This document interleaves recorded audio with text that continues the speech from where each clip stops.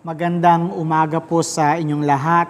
Ngayon po ang ika-23 araw ng ating paglilingkod sa mahal na Birheng Maria, ang Flores de Mayo. At ngayon po ay pinagdiriwang natin ang kapistahan ni Maria, Reyna ng mga Apostoles.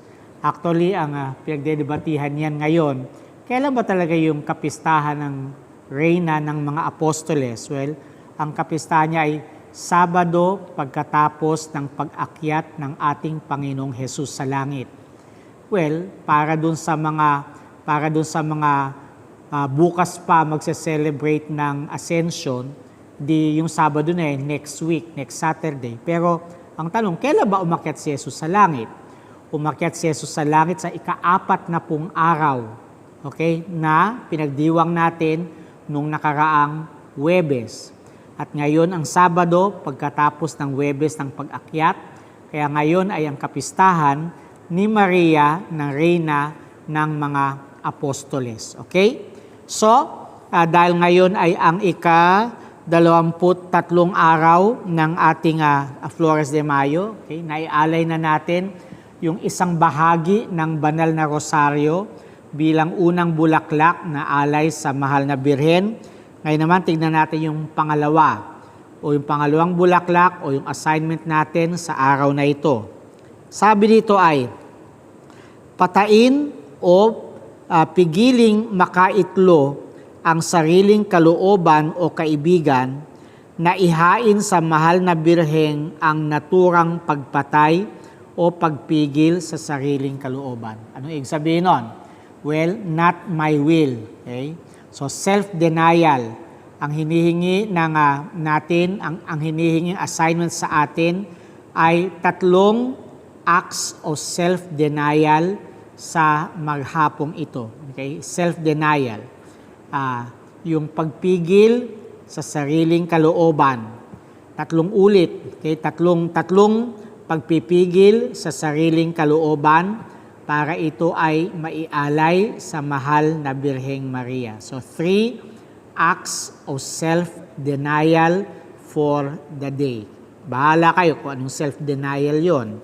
Halimbawa, gusto mong magalit sa isang tao at pinigil mo sarili mo, that's a self-denial. Okay, that is self-denial. O kaya halimbawa, gusto mong kumain ng matamis, pinigilan mo sarili mo, self-denial yon. O kaya gusto mong mag-extra rice, okay? Tapos pinigilan mo sarili mo, self-denial yon. Okay? So basta 3 self-denial sa maghapon para sa karangalan ng mahal na Birheng Maria. Okay? Ngayon, ang pagninilay sa araw na ito ay tungkol sa pagtawag ng Panginoong Diyos sa kalooban ng tao. Okay? So, ang sabi ni Padre Sevilla ay, ginagamit ng Diyos ang iba't ibang mga bagay upang tawagin niya ang iyong kalooban. Minsan, okay, tiyatawag ka niya sa pamagitan ng malalakas na pagtulak ng iyong kalooban, yung sudden surge of the will. Okay? Biglang mayroong matibay na pagpapasya. O mayroong biglang naramdaman, kumabog yung dibdib mo. Kumabog. Okay? Okay? Yun, yung bigla kang may naramdaman na tawag ng Panginoon. O kaya minsan naman ay sa maliwanag na pagkilala sa isang katotohanan. Bawa, ang tagal-tagal mong pinag-isipan, tapos biglang, biglang naintindihan mo ang isang bagay na totoo. Matagal nang parang natatago sa pangunawa mo, pero at in a certain moment, biglang, ganun pala ang ibig sabihin nun. Okay? Parang isang araw, may nakita kong meme may nakitang meme sa Facebook. Larawan iyon ng isang pusa na lumilipad sa ibabaw ng parang daan ng maraming sasakyan. Sa picture 'yon, parang pinaghalo yung picture na 'yon. Tapos ang caption ay kamuning flyover. Nung umpisa, hindi ko napansin, hindi ko naintindihan ano pinagsabi nito, kamuning. Finally, after ilang beses kong mabalik-balikan yung picture, pero, yung pala ibig sabihin nun, yung muning. Yung muning ay yung pusa. So, kamuning flyover. Pang ganun. Pero kalokohan yon. Okay? Pero parang ganun ba yung, ang tagal-tagal mong pinag-iisipan, pero ngayon ko lang na-get yung gustong sabihin ng Panginoon. Okay?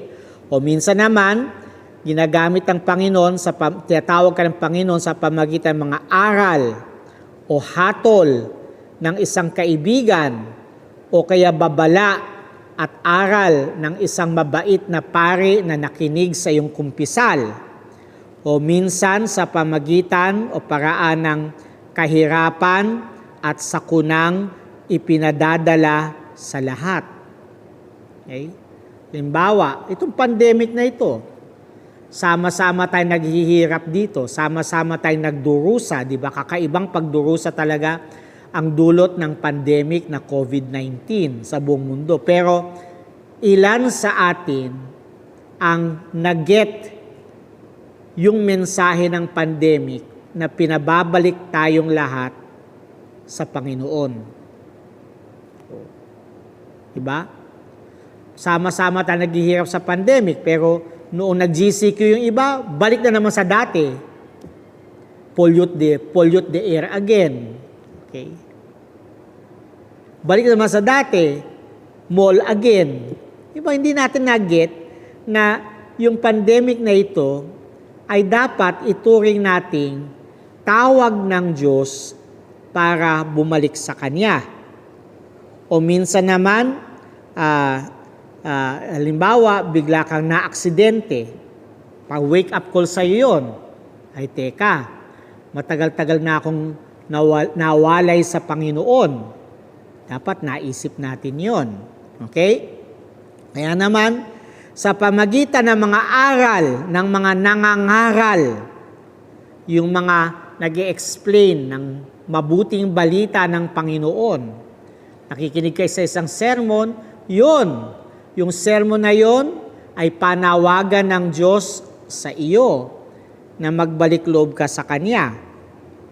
O kung minsan naman, sa pamagitan ng pagbabasa ng mga libro tungkol sa kagalingan ng kaluluwa, spiritual reading. Kada minsan, the Lord uses spiritual reading to call us back to Him. So tila baga, inihihiyaw, sumisigaw sa iyo ang Diyos. Inihiyaw siya, magbalik loob ka na sa akin. Magbago ka na ng pamumuhay. At ang isang biglang kamatayan ay maaring mensahe sa iyo na, uy, magkumpisal ka na. Naku, ilan sa atin ang nakatagpo o nakaranas na ng biglaang kamatayan ng isang kaibigan, kamag-anak o kakilala. So nandun ka sa burol, tapos nag-iiyak-iyak yung mga kamag-anak, bigla kasi namatay, hindi kami handa. Tapos hindi mo na-get yung message na sinasabi sa yung Panginoon, oy, wake up call to ha, dapat magkumpisal ka na, dapat magbalik loob ka na sa akin. Okay? O kaya ang palagiang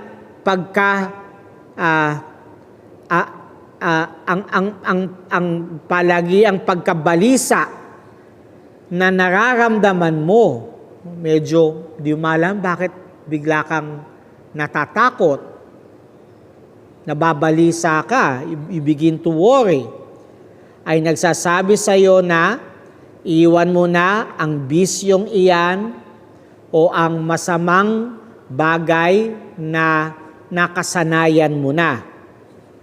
At marahil, kung matikman mong paminsan-minsan ang kamunti man lamang na katamisan ng kabanalan, napahiyaw ka sana at nawika mo, o anong pagkatamis-tamis na maglingkod sa Panginoon. Okay? Yung matikman mo minsan, kahit konti, yung gaano pa ba, kung gaano kasarap sa pakiramdam ang maging mabuti o maging banal. Nasasabi, ay, ganun pala kasarap maglingkod sa Diyos. Okay? Alam mo, kung tayo-tayo lang yung tinatawag ng Panginoon, labis-labis na ang kanyang ginawa. Sa atin ay nauukol at ating katungkulan ang sumunod sa kanyang pagtawag. Yung araw-araw, tinatawag tayo ng Panginoon bumalik sa Kanya. Aba, labis-labis na yon. Ang para sa atin naman, sumagot sa Kanyang panawagan. Tumugon sa Kanyang panawagan. Ang Espiritu Santo ay tunay ngang ilaw na lumiliwanag, hamog na nagpapalago, doktor na nagpapagaling, ngunit ang pinagagaling lang niya ay ang mga gustong gumaling. Ang pinalalago lamang niya ay ang mga pusong sadyang binubuksan ang kanilang sarili para tumanggap ng hamog. At ang nililiwanagan lamang niya ay ang mga kaluluwa na hindi ipinipikit ang kanilang mata para makita nila ang araw ng katuwiran. Alam po ninyo, kahit ano pang tindi ng sikat ng araw, kung pinipilit mong ipikit ang mga mata mo, wala kang makikitang liwanag. Maliliwanagan ka lamang ng araw ng katuwiran kung binubuksan mo ng kusa ang iyong mga mata. Ang grasya ay humihikayat na tayo ay magpakabuti para makarating sa langit at maligtas tayo mula sa impyerno. Ngunit, hindi inililigtas ng Espiritu Santo ang mga lumalaban sa Kanya, ang mga ayaw makinig sa Kanya, ang mga ayaw sumunod sa Kanya. Hinahangad niya tayo ay maging banal, ngunit ang paghahangad o tawag niya ay hindi idinadaan sa dahas, hindi niya ito dinadaan sa pilit. Hindi sa pilitan ang pagtawag ng Diyos sa atin. Hindi sa pilitan ang pagtawag sa kabanalan. So, ano ang sasabihin natin sa mga taong iyan na umiilag sa mga nangangaral? Umiilag sa mga nagpapakumpisal, umiiwas sa mga magagandang aklat dahil lamang sa sila'y pinangungusapan, inaaralan at pinalulumbay ang kanilang puso. Ang gawang ito'y napapalagay hindi lamang sa pagsuway kundi sa tahas na paglaban sa Espiritu Santo.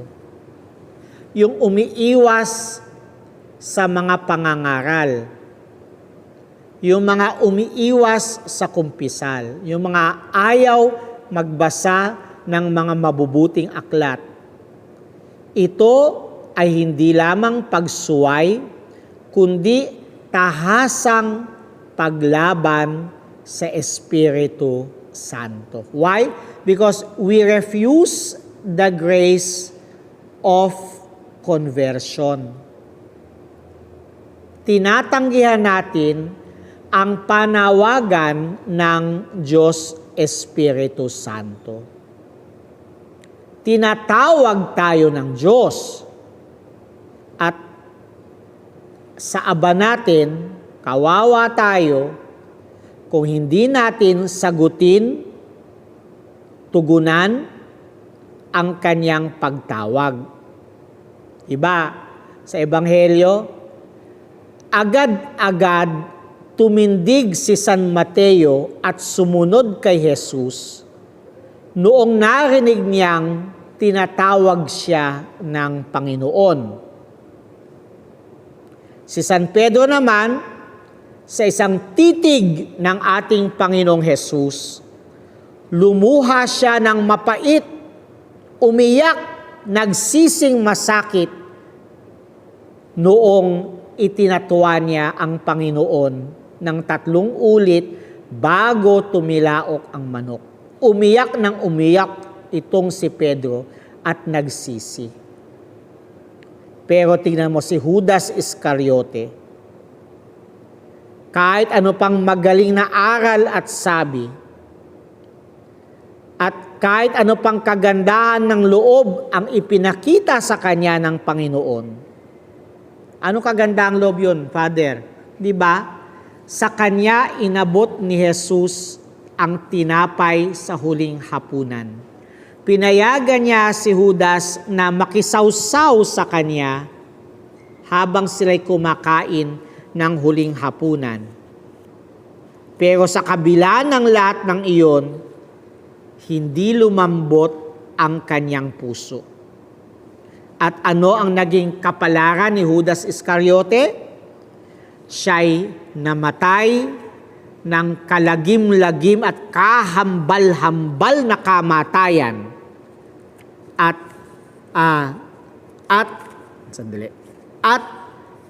napasama sa walang hanggang apoy sa impyerno.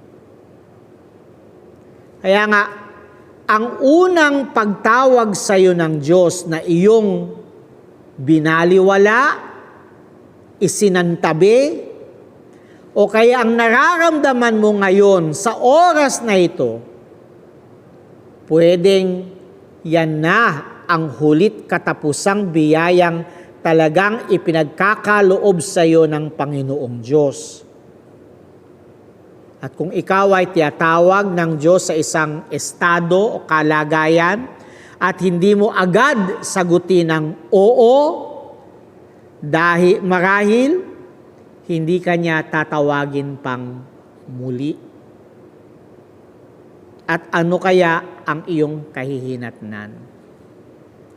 Diba? Laging sa mga nagliligawan, hinihingi ng lalaki sa babae ang kanyang matamis na oo. Ngayon, pag inalok ka na, either pag tinanggihan mo yon, maaring hindi na maulit na aalukin ka pa niya at aantayin niya ang iyong matamis na oo. At ano ang iyong kahihinatnan?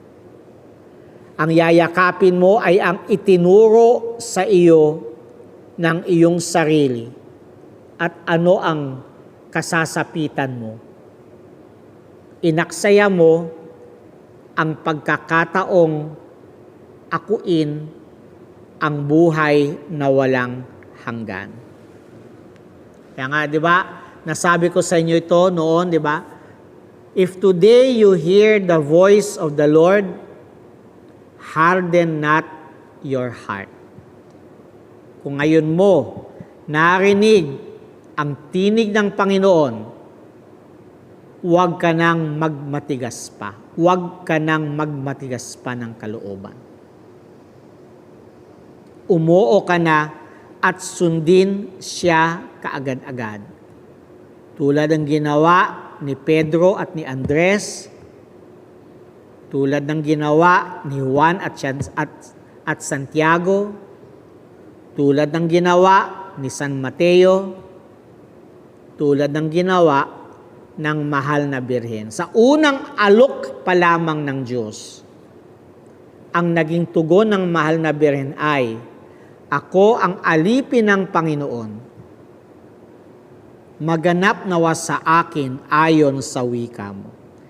Mapalad ang sumagot agad sa tawag ng Panginoon. Okay? Mapalad ang sumagot agad sa tawag ng Panginoon. Nasubukan ito ng isang binata, okay, sa isang samahan ng mahal na birhen sa Bologna. Isang araw, hinanap niya yung pinakapuno ng samahan. Ipinahag niya sa paring iyon ang maalab na nasang kanyang nararamdaman sa pag-aayos ng kanyang asal at pamumuhay. At humingi na siya'y tulungan sa tulungan ng pari sa pamagitan ng kanyang mga hatol at mabubuting aral. Sapagkat sino pa nga ba ang nakababatid kung ako'y mamamatay ng biglang kamatayan? So ang pangusap na ito at yung luhang pumapatak sa kanyang mga mata ay malinaw na tanda na totoo, sincere, taos sa kalooban ang matibay niyang pagpapasya na ilagay ang sarili sa samahan ng mahal na birhen. Binigyan siya ng pari ng magagandang aral at hatol, at dito'y kalahok ang bili na siya'y magkumpisal ng madalas. Sa lahat man lamang ng mga araw ng kapistahan, pinasya niya sa kanyang loob na gagawin ang lahat ng mga inaral at inihatol sa kanya. At mula noon ay nagbago ang kanyang buhay. Taglay ang dakilang katapangan ng loob. Hindi pa natatapos ang 2 buwan, isang araw, nung siya'y umuwi sa bahay mula sa ospital na kung saan ay nag-aalaga siya ng mga may sakit, at pagkatapos maibigay ang lahat ng kanyang mga kayamanan sa mga may hirap, pumasok siya sa kanyang bahay pagkatapos kumain, at pagtungtong niya sa pintuan, nahilo siya, naupo, at nalagutan ng hininga na sinasambit ang ngalan ni na Jesus at Maria. Kaya alam nyo, bakit ngayon ako tinatawag ng Panginoon? Bakit ngayon ko naririnig yung panawagang yan? You will never know. It might be the last call. Okay? Di ba pag nasa airport ka, yung last call, tinatawag ang mga pasahero, this is your last call. Proceed to the boarding gates. You will never know. Okay? We will never know whether this particular invitation coming from God to return to Him, we will never know if it is already the last call. Because the plane is already boarding. And you will never know if the plane is about to leave.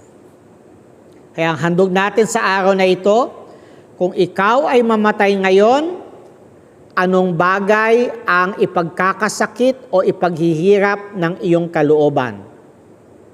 Kung alin man yan, putulin mo agad, nahingin mo't idalangin ang awa at tulong ng kalinis-linisang birhen. Meron akong isang kaibigan, nakausap ko. Nagugulan sa kanyang pananampalataya. No? Bakit? Kasi yung babaeng sinisinta niya, laging kwene-question yung kanyang pagsisimba, yung kanyang pagsisilbi sa misa, laging kwene-question. At it so happened, yung babaeng iyon na gustong-gusto niya, iglesia. So, dahil doon, hindi na siya nagsisimba. Dahil doon, napapalayo siya sa Panginoon. Tanong ko sa kanya, bakit ka lumalayo? Kasi Father, nahihiya ako sa Panginoon. Kasi hindi ko siya maipagtanggol. Hindi ko maipagtanggol ang aking panampalataya. Sabi ko, ay nako. Sa halip na kung totoo man na hindi mo maipagtanggol ang Panginoon, kahit kung totoo man na hindi mo maipagtanggol ang iyong panampalataya, bakit ka lumalayo sa Kanya? Anong gagawin ko, Father? Sabi ko sa Kanya, sabi ni Jesus, kung ang kanang kamay mo ang naging dahilan ng pagkakasala, putulin mo. Kung ang kanang paa mo ang pinanggagalingan ng pagkakasala, putulin mo. Kung ang kanang mata mo ang pinanggagalingan ng kasalanan, dukutin mo. Mas maigi pang umakyat ka sa langit na isang mata, isang kamay, isang paa, kesa sa kumpleto ka, mapunta ka sa impyerno. So, anong gagawin ko, Father? Simple lang. Putulin mo yung relasyon mo sa babaeng iyan. Father, wag naman, Father. Mahal na mahal ko yung babae. Anong gusto mo? Punta ka impyerno? Dahil dahil lumayo ka sa Panginoon, alang-alang sa isang babae. Father, gusto ko sana kasing tulungan din siyang magbalik loob sa Panginoon. Ikaw nga yung lumalayo sa Panginoon. Tapos iisipin mo, matutulungan mo siyang bumalik sa Panginoon. Ikaw nga itong napapalayo dahil sa Kanya. Putulin mo. Okay? So, kung ikaw'y mamamatay ngayon, ano isang bagay na alam mong magiging dahilan ng iyong condemnation?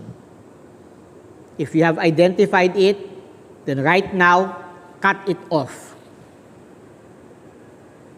There are many other good Catholic friends. There are many other good Catholic women. Lagi sasabi yan, never allow even friends to bring you away from Jesus Christ and the faith. Kung silang dahilan ng paglayo mo sa simbahan, ng paglayo mo sa Panginoon, they are not good friends. Cut it off.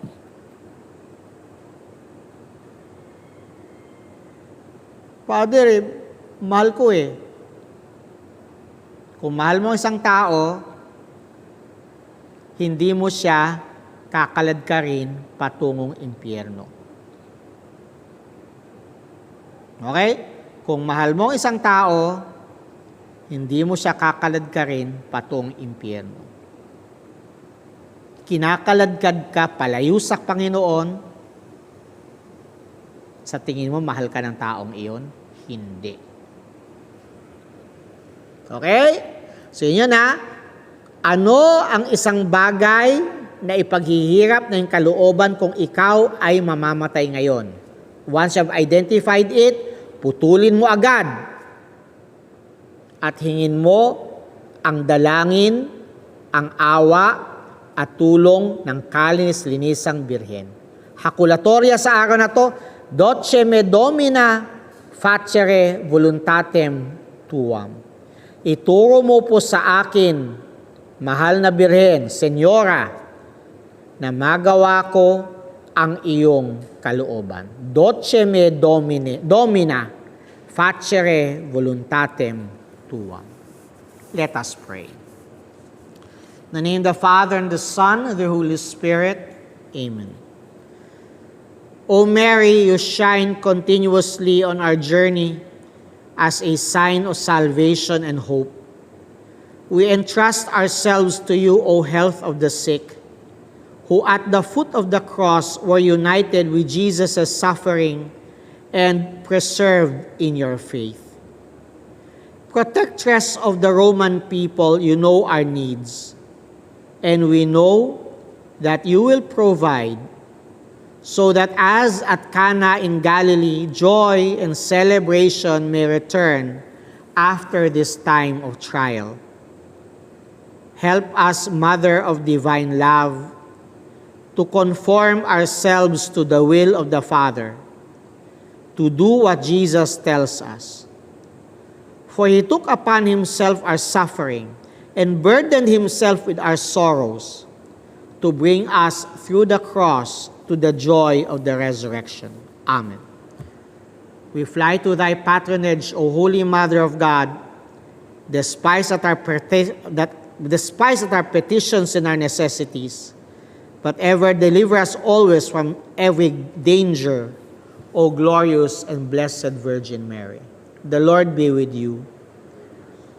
May the divine assistance remain with us always. May the souls of the faithful departed through the mercy of God rest in peace. May the blessed Almighty God, the Father, Son, and Holy Spirit come down on you and remain with you forever and ever. Salamat po sa inyong pagsama dito sa ating Flores de Mayo. Pagkakabilang parang 8 araw na lamang ang nalalabi sa buwang ito ng ating paglilingkod. Sana po ay patuloy nating paglingkuran ang mahal na Birhen sa mga natitirang araw ng Flores de Mayo. Maraming salamat po. Magandang umaga sa inyong lahat.